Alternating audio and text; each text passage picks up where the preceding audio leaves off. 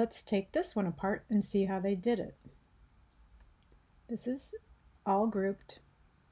I'm going to select each part with the group selection tool so we can see how that's done. Okay, so this is just a gradient. Create the shape, the overall shape. And since I last selected the gradient, it kind of came up with the same gradient this person used. But let's say it came up with something different. Or let's say I want to change this around. So remember, gradient, click on the gradient tool. And what type of gradient are we using here? We've got the linear, that it can also be moved around in any direction. You have the radial that can come from any point. I can move the starting point. Then you've got the free form where you can move these points around and make it anything you want.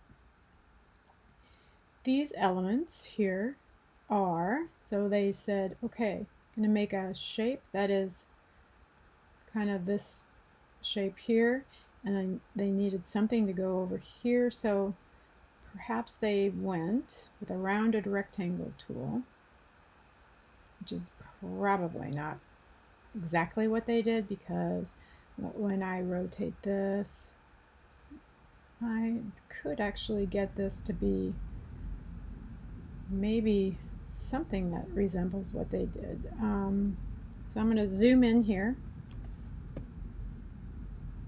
and rotate this just a little bit and come in here and grab some of these points. So there, this can be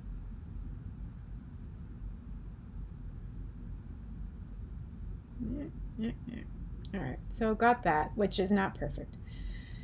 I'm going to make a copy of this, edit, copy, edit, paste in front. Then I'm going to take this and just take the, I guess I've got to get this, I'm going to bring this down a little bit and then give this a gradient.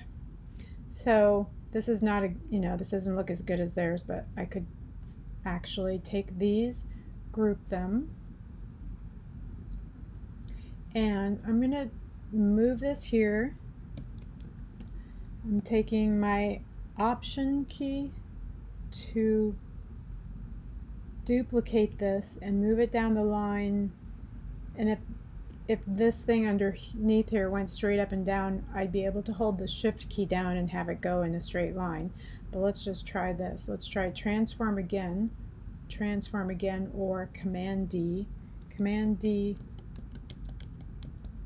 So probably the easiest thing for me to do with this is now get this thing and rotate this to the degree that these are, and then group everything. So once I get that going, I could grab these and group those. So that's one trick.